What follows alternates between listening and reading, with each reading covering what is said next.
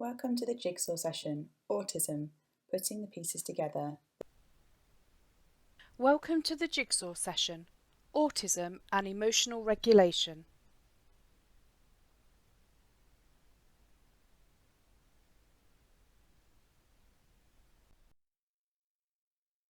During this session, we will take a look at understanding emotions and the purpose that they have, understanding how emotional regulation develops in children, looking at the reasons why some children find emotional regulation harder to achieve, and finally, how you can help your child in managing their feelings in safer and more socially appropriate ways.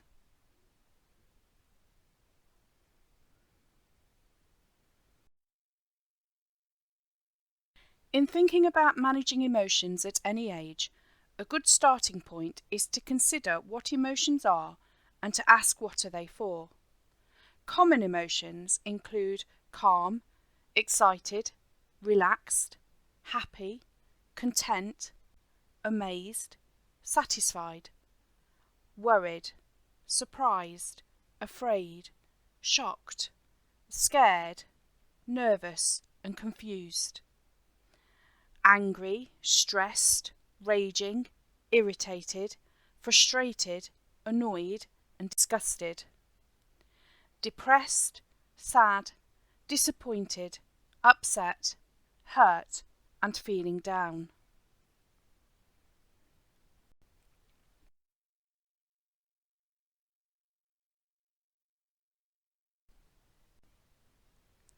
Emotions have an evolutionary significance because they help us survive.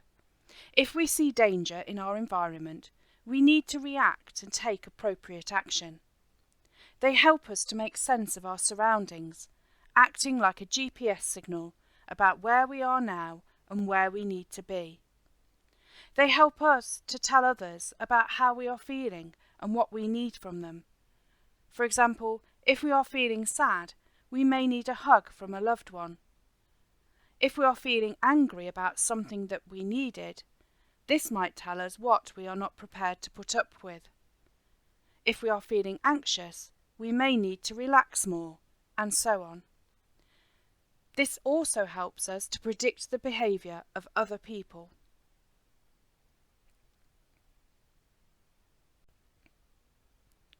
So emotions are important for all of us, for the reasons mentioned previously. And we must try to move away from thinking that emotions are either good or bad, more that they may be uncomfortable sometimes. One of the essential things about teaching children to manage their emotions is that they must be encouraged to believe that every one of their emotions is valid, but how they express them is also important.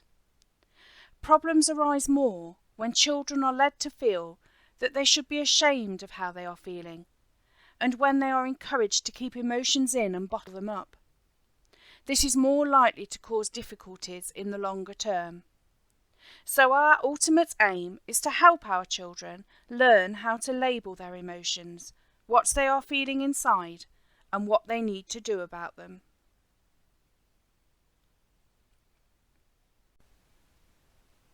Emotions are important for all of us, but life would be difficult if we were constantly at the mercy of our emotions. Therefore, as we grow, we gradually develop ways of understanding and responding to our own emotions and those of others. To regulate means to have some control over how we experience an emotion and what we do in response to it. Regulating an emotion is a complicated process. It may involve a number of steps. First, we must notice a change in how we are feeling and understand that this change signals emotion. We may label it using language, for example, I feel cross, and think about what may have caused this emotion. I feel cross because. We may do something to soothe ourselves and reduce the intensity of the feeling. I will slow my breathing, and this will help me to feel calmer. We may generate a problem-solving response to the situation at hand. What can I do to sort this problem out? Or communicate to others a need for help. Can you help me with this problem? so we can see when we break it down, it's not an easy thing to do. Nobody perfectly regulates all emotions all of the time, whatever their age.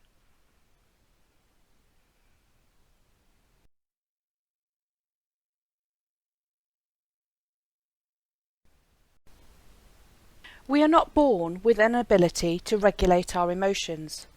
Our overall target is for children to learn how to develop and manage their own emotions in an acceptable and safe way, which is suitable for the environment that we are in, and this takes time.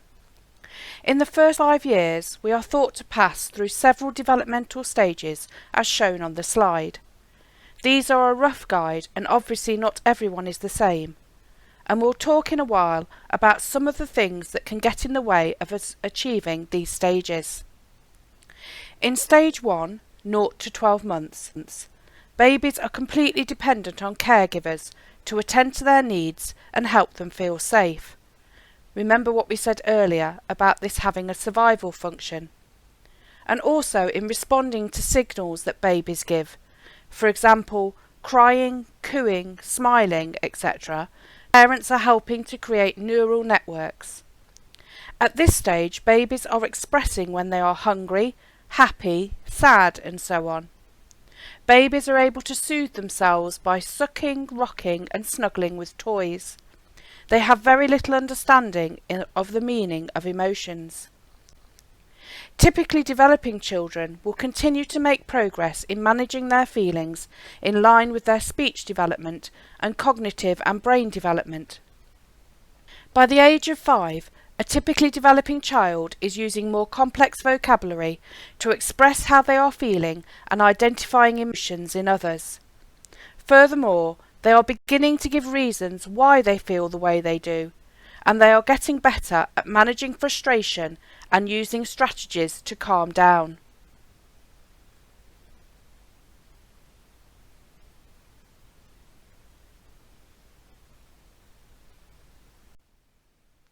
But things don't stop there. Learning to manage how you feel is a lifelong process. Children don't do this in isolation from other people, and there may be individual variations in how we tolerate things that happen around us. What is important is learning how to regulate feelings goes alongside other neurological processes.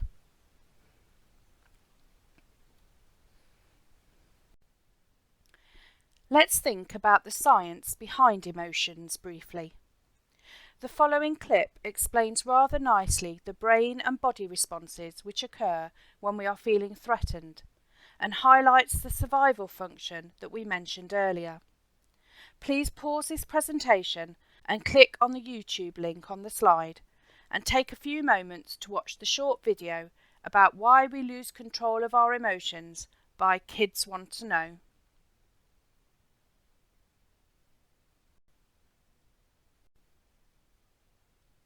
As the previous video clip highlighted, there are different parts to our brains which are involved in how we experience and deal with emotions.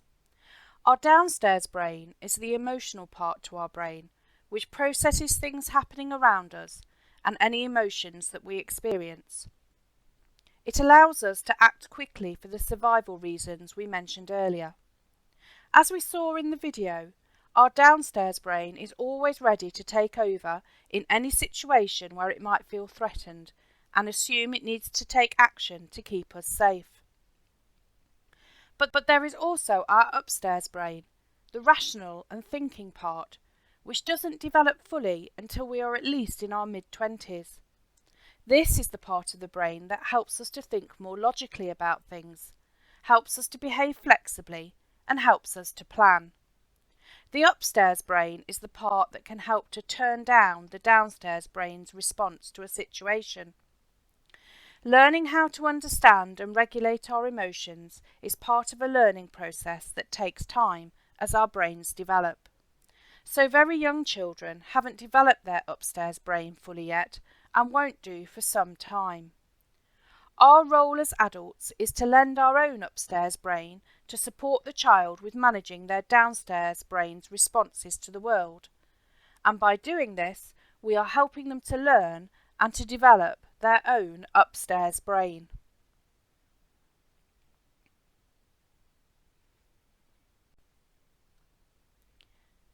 Developmental factors are really important in helping us understand what children can be expected to achieve at different ages. But it's also helpful to think about other things which affect our ability to learn emotional regulation. Some of those other things are listed on the slide.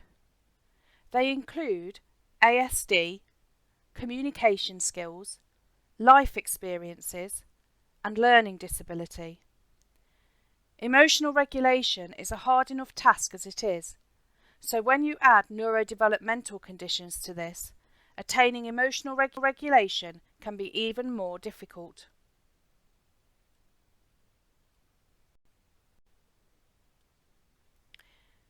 It is very common for any child under the age of 5 to have some difficulty managing their feelings. Remember, their upstairs brains are not yet fully developed, and so it is easy for the downstairs brain to react quickly and take over. When a preschool-aged child flips their lid, this is what it could look like to their parents: aggression towards others, self-harm, meltdowns or tantrums, impulsivity and hyperactivity, non-compliance. Unfortunately, these kinds of behaviours are often the ones that raise strong emotions in adults and can cause us to flip our own lids too.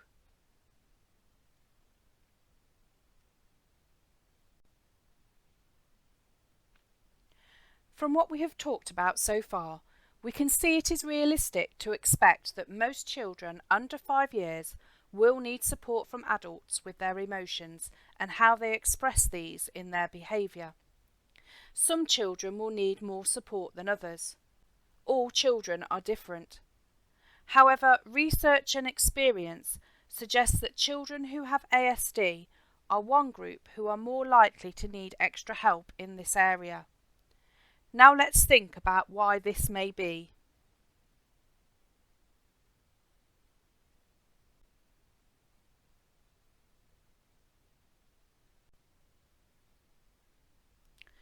Let's think about ASD specifically, before moving on to think about how we can support our young children with their emotions. Let's consider the neurological aspects first of all. We now know that there may be differences between children with ASD and others in terms of neurological wiring, the way their brain is put together. Evidence shows that in some children with ASD, there is reduced activity in the prefrontal cortex.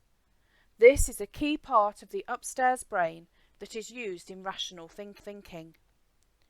We also know that if a child has delays in their language development, this will have an impact on their thinking and reasoning abilities. Furthermore, emotional reactions in young children are much faster than their thinking. The downstairs brain is more likely to hijack the upstairs brain and take over. Therefore, when a situation triggers the downstairs brain to feel threatened, the child's fight or flight response is likely to be set off quicker. It is already in motion, and so the child may find themselves hitting out or running away as an instinctive, non-verbal response before they have had a chance to use their upstairs brain to stop and think about what to do. This explains why it is often futile to ask a young child, "Why did you hit?" Chances are they may not have formed thoughts in words at the time, so it may be a big challenge for them to think back and try to interpret their downstairs brain's emotional response into an explanation.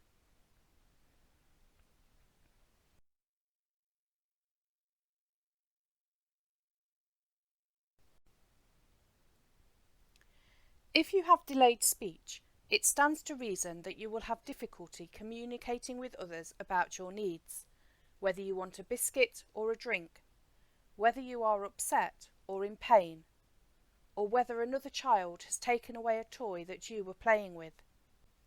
You may feel you have no option than to use your behaviour to try to express what you need to communicate. For example, this may come out as aggression towards others. Not being able to communicate fully can understandably lead to frustration which builds up and may cause the downstairs brain to kick in. Imagine if you were in another country where you didn't speak the language and you were in a situation where you needed help, but others didn't seem to understand your efforts to communicate your needs. How would you feel? How long would it take before your downstairs brain started to get involved? If you can't understand what others are saying or having difficulty reading their body language, it is likely to cause confusion and anxiety, and a child is likely to feel overwhelmed and apprehensive.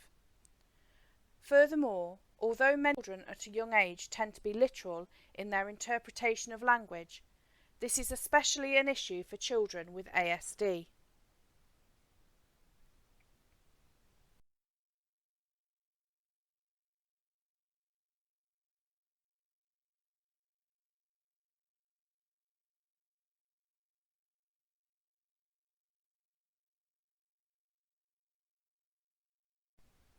For a child with ASD, the behaviour of others may be very hard to understand. Other people, especially peers, may seem unpredictable, and social situations such as nursery and busy social places may seem overwhelming and anxiety-provoking. Knowing how to negotiate with peers and communicate is also a difficulty, and children with ASD are more likely to use physical ways of meeting their needs. Children with ASD also take longer to learn the give and take and two-way nature of interacting with peers, for example, sharing toys, responding to the emotions of others, and taking turns.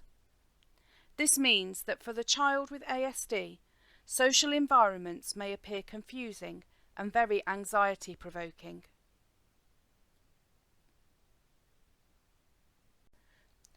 We also know that many children with ASD are more likely to have sensory issues, such as having understimulated or overstimulated sensory receptors. This may make a child feel either hypo or hyper-aroused and may result in frustration and distress. Sensitivity to noise would be a good example of this. Further exploration of sensory processing regulation and associated difficulties are outlined in our online sensory processing presentation.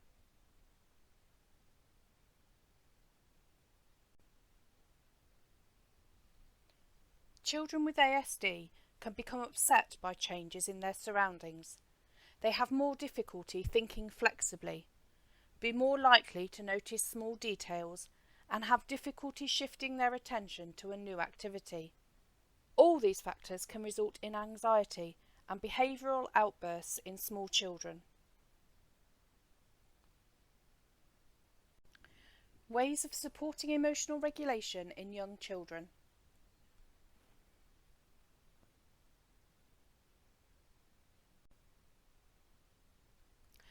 Firstly, as we have spoken about so far, preschool-age children are right at the beginning of their journey to more independent emotional regulation. In addition, we know some of the reasons why children with ASD may struggle more with developing independent emotional regulation, and why their downstairs brains may be extra ready to take over, sometimes in response to threats that we may not easily perceive in the environment, for example, sensory overstimulation. So having realistic expectations for your individual child is important. This can be hard to hold on to, especially when you may hear unhelpful comments or feel pressure from others who may not understand your child's development as well as you do. Other people sometimes say unhelpful things about children who are struggling with their emotional regulation, so they just need to toughen up or similar. We're sure you've all heard some of these gems. But as a parent, you know your child best. Your task is to hold on to what your child can realistically manage and to find the confidence to give them what help they need when they can't manage. Parents need to have goals which are developmentally appropriate for their child, because some difficulties can arise when a parent expects too much. For example, expecting that your child will always be good when out and about is clearly an unrealistic aim and is likely to cause difficulty. Equally, having expectations that are not high enough can also bring its own difficulties.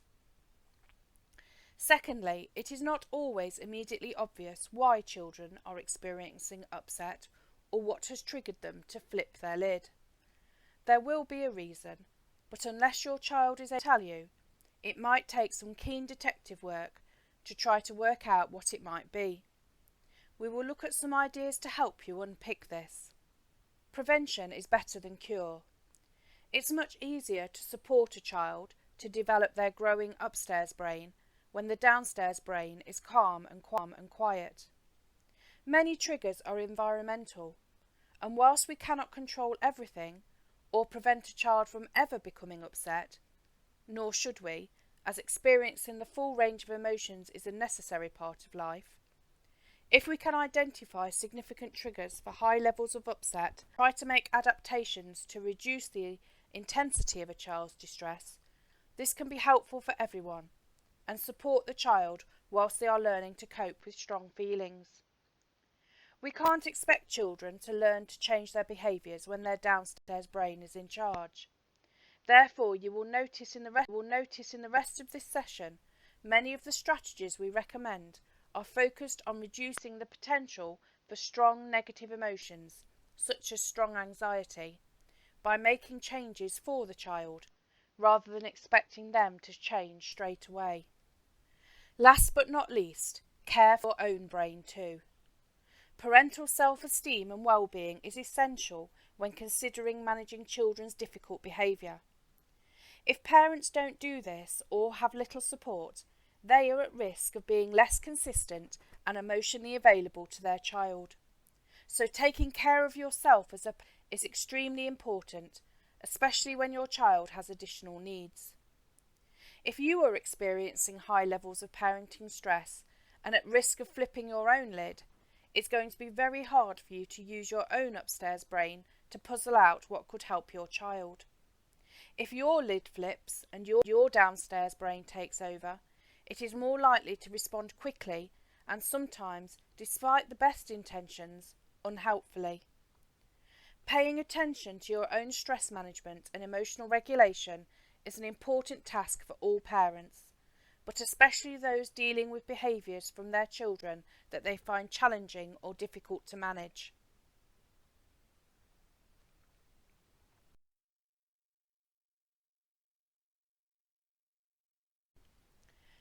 So let's start thinking about what we can do to help young children manage their emotions. Many of the approaches to managing children's emotions vary slightly, but when it comes down to it, there are many overlaps between the different approaches. If you start researching this topic or looking for parenting advice online or in books, it can all seem rather confusing and overwhelming. It's also hard to know where to start, especially when you have more than one problem. In our opinion, you can't go wrong by using something like the pyramid in the slide, starting at the bottom and working upwards. It's all about building strong foundations first, at the bottom of the pyramid, before moving to the next stage. So what we'll do is say more about each level in succession. You may feel that some of the things we talk about do not apply to your child, and this is understandable, as we are all different.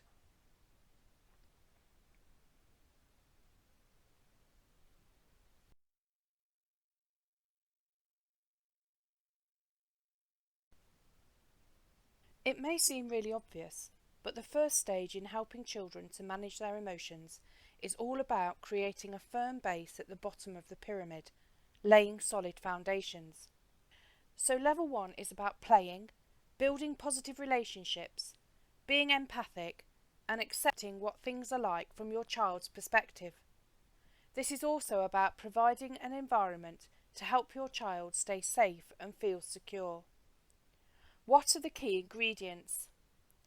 Positive parenting really matters for children because it helps them grow with emotional security and higher self-esteem. Creating a safe and interesting environment is also important. Children need to be safe and supervised appropriate to their development level and to have opportunity to explore. This is likely to differ from one child to the next. Some children will be able to safely manage more freedom than others at a given age. Parents are the first teacher that every child has. Evidence shows that providing children with brief periods of uninterrupted attention and being receptive to what the child is trying to communicate is essential for the child in learning skills. In doing this, you will be creating a positive environment in which to grow.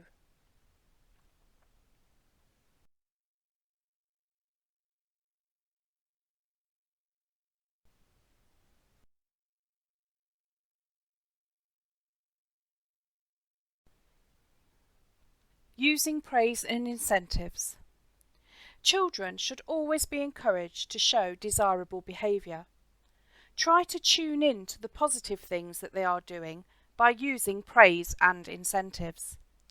Give praise and pay attention when your child is doing well.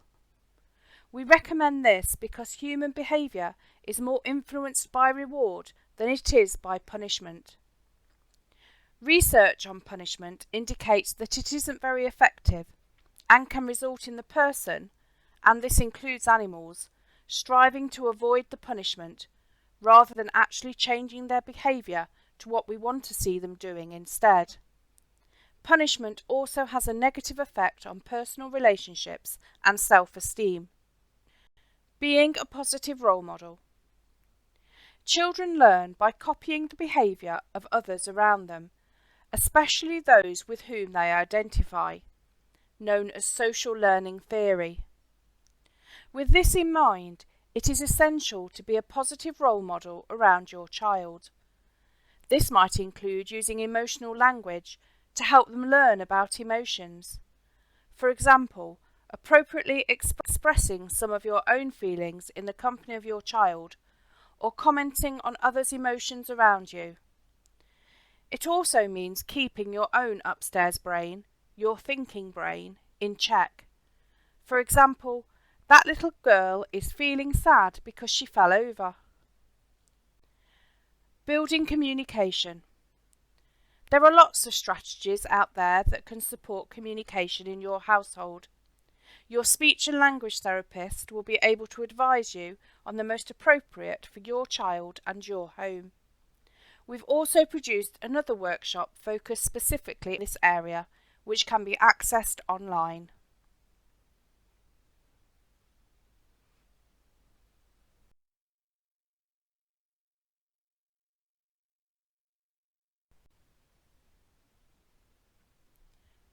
Descriptive praise is most effective. Be really specific and clear about what it is that your child has done that is pleasing. Particularly for a child with ASD, they might not be sure what was good when you say, "Good boy." Instead, try enthusiastically describing what they did. "You put your coat on when I asked. Well done." It's essential to pay attention to the socially appropriate things that your child does, like being kind to others and promoting social skills like turn-taking. This is of course so much harder in children who have ASD, where some of those skills need additional adult support. But if you use small steps, your child can be encouraged to make progress in their social relationships. Get to know what your individual child values and finds rewarding. Some children love a high five. Some prefer something concrete like a small sticker. Rewards and praise are more effective if given very quickly after the behaviour that you want to see again. Young children live in the moment, so saving up points on a chart for a bigger reward after a long period of time are less effective at preschool age. It may suit your child best to have something small and short more often. This will depend on your individual child. Whatever the reward, it is important never to take a reward away once it has been earned. This actually reduces the motivation to work towards the next reward, since the child can't rely on it being theirs.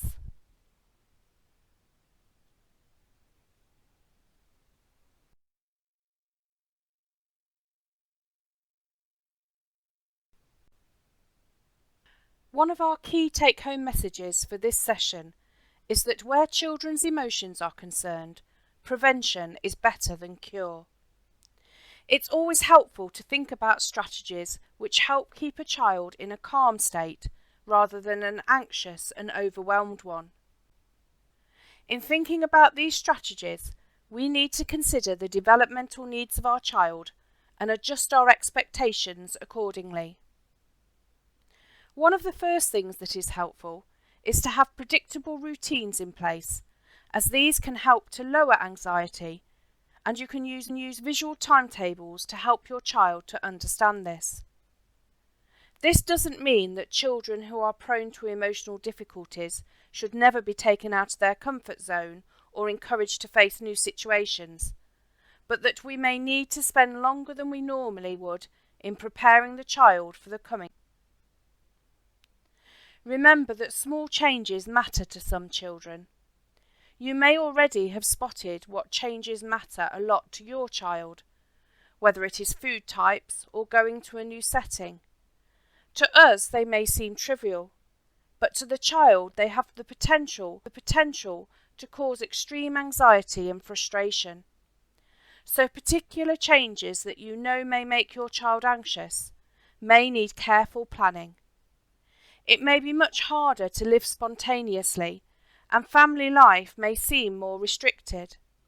But with support and step changes, it is possible to incorporate new things into the child's agenda. The website www.do2learn.com has some excellent resources for managing change in children.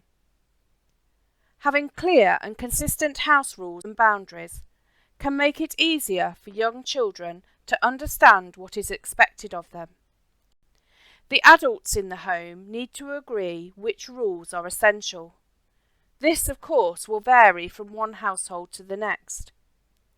Once these rules have been established, try to stick to them and be consistent in how they are applied. To help young children understand them, phrase them in a way that tells them what to do rather than what not to do. For example, shoes off inside the house, instead of don't wear shoes in the house. Consider supporting this with visuals. Finally, it is important to give children time and support to process and respond to our requests.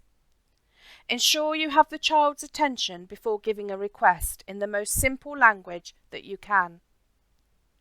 Use advice given by your speech and language therapist on how best to communicate. Give the child 5 seconds to respond to your request. If the child responds, praise them immediately. If the child does not respond, repeat instruction and wait for 5 seconds. If they don't respond, help them to comply. For example, use your hands over theirs to help them put a toy down.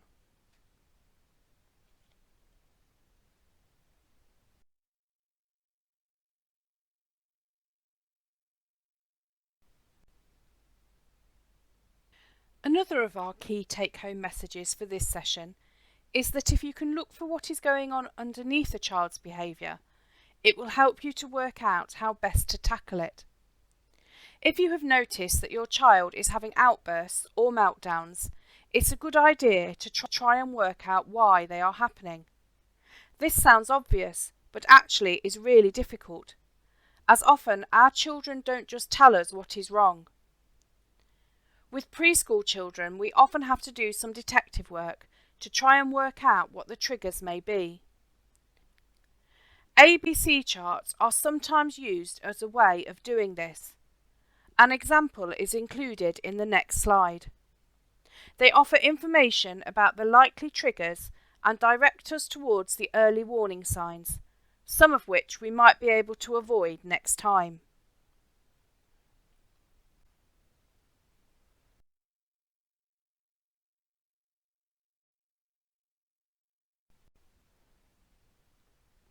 This is an example of an ABC chart.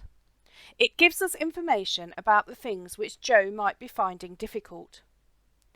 In example 1, we might conclude that unexpected endings are a trigger for Joe, and more preparation might help him cope better in future. In example 2, we have learnt that changing food brands, in this case the type of fish finger, causes difficulty. In example 3, we realise that noisy and busy places cause Joe to become overstimulated and therefore hyperactive.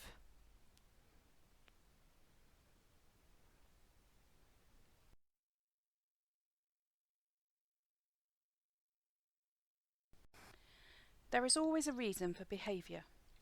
As this slide illustrates, what we see in children who are having a difficult time is the behaviour poking above the surface, but what is happening below the surface? If we look below, we will find hidden needs or feelings which are the cause of the behaviour. However, these triggers can be really difficult to identify. It may be frustration at not being able to communicate their needs. It may be a change in routine or an unexpected transition. It may be something as subtle as the gurgling of a radiator for a child who is particularly sensitive to noise. We need to be curious about what is going on underneath the behaviour, which takes patience. But remember, there is always a reason for the behaviour.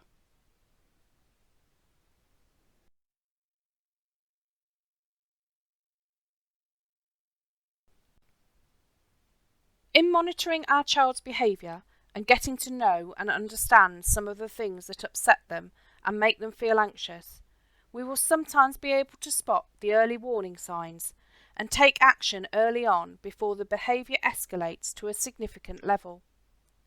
Low-level behaviours are things that alert us to the child's emotions, but are not seriously challenging behaviours.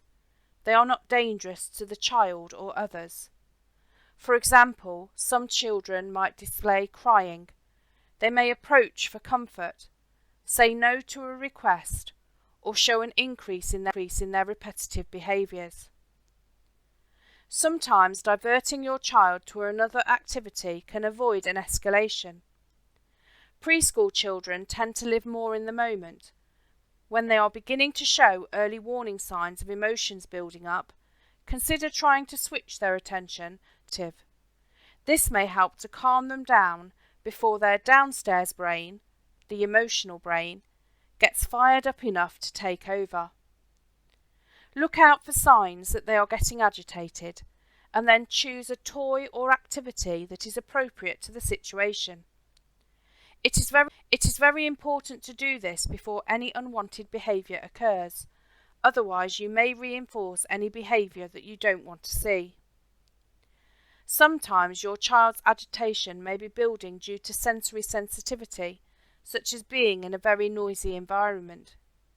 If this is the case, using a low arousal space or a calming activity may be beneficial. What you can do to turn down the heat for your child will depend on what you think might be lying underneath their change in behaviour. Remember, what you see on the outside, their behaviour, is just the tip of the iceberg. If you think you know what might be going on for them, try to do something to change the environment and turn down the heat for them if possible. For example, sometimes for children who struggle with changes, this might be trying to acknowledge and explain a change that you think is upsetting them. To calmly offer reassurance and comfort may make it feel less scary for them. The ruler technique can be useful in situations where low-level behaviour is showing you that your child is having difficulty with an emotion. We will now look at this in more detail.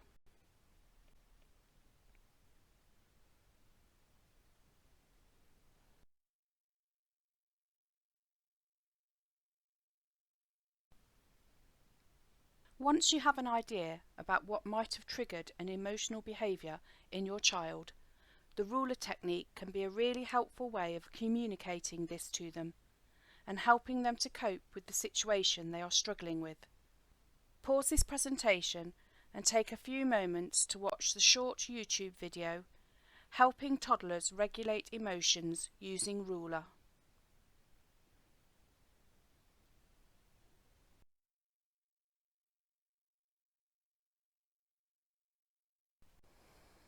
Using the ruler strategy can help young children recognise and understand the causes of their emotions and develop vocabulary to label them. This ultimately helps children feel safe in order to express their emotions, whilst at the same time learn strategies to regulate them. We may well have done everything we can to prevent a child from getting upset, but sometimes this can't be avoided. At level 6, our child's emotions have reached the highest level.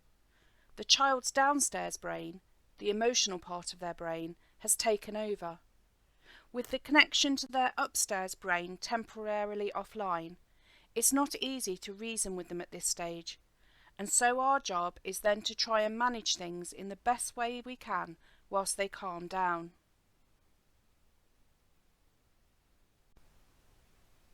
A meltdown means your child is having a hard time, not intentionally being difficult.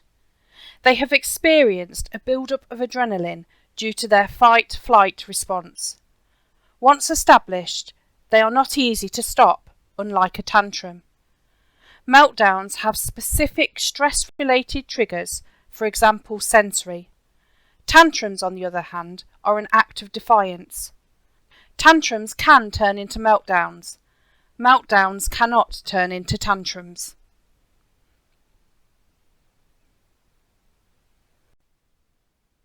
When a child is having a meltdown, it's important to put safety first by looking around for possible risks. Once this has been done, keep talking to a minimum and your voice low. Try to minimise your direct eye contact and keep facial expression to a minimum. Keep your emotional response calm to avoid escalating your child's anxiety. They may mirror your emotions. Do not ask questions or try to reason with them. Try to reassure them, but keep speech simple, repetitive and calm. Wait for the storm to pass and then repair. Meltdowns will happen. It is not you failing as a parent. Sometimes lids will flip. We can't always prevent this. Sometimes it will happen. Remember the take-home message. Hold on to realistic expectations for your child. Most parents will experience difficult behaviour from our children in public and may feel judged by others. Ignore unhelpful bystanders.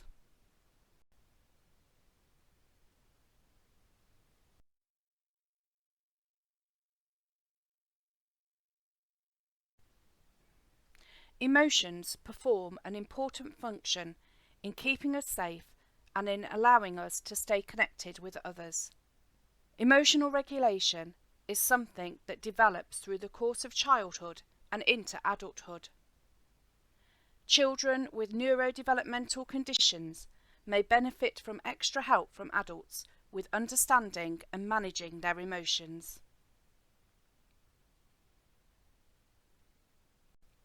Hold on to realistic expectations for your child. Be curious about what is going on underneath the behaviour. Prevention is better than cure. Care for your own brain too.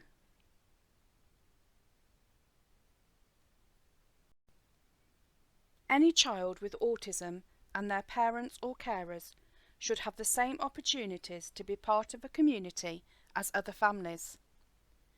As with the uniqueness of every person, a child or adult with autism is a person first. There is no right or wrong way to perceive the world.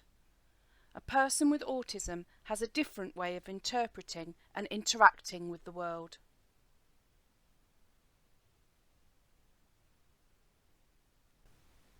On the following slides you will find some examples of resources which you may find useful.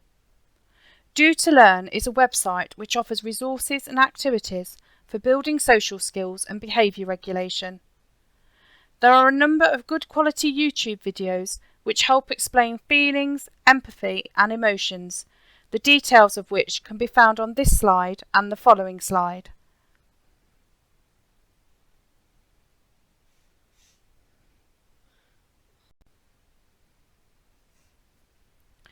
Window of tolerance. This is a short animation on the window of tolerance. It discusses how a traumatised child swings from fight, flight to freeze, collapse, and what adults can do to help bring the child back into their window of tolerance. Emotions. An episode of Storybot Super Songs to help your child understand their emotions with songs about feeling happy, sad, silly and more. Inside Out. Produced by Pixar Studios in the style of the full-length animated film, looks at how easily we can wrongly conclude how someone is feeling. Moreover, the importance of feelings.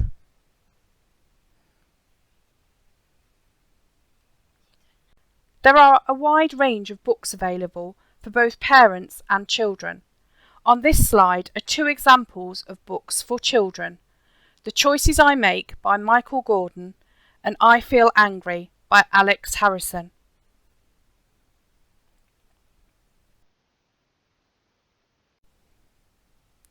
Further examples include How to Be a Superhero called Self-Control and The Colour Monster.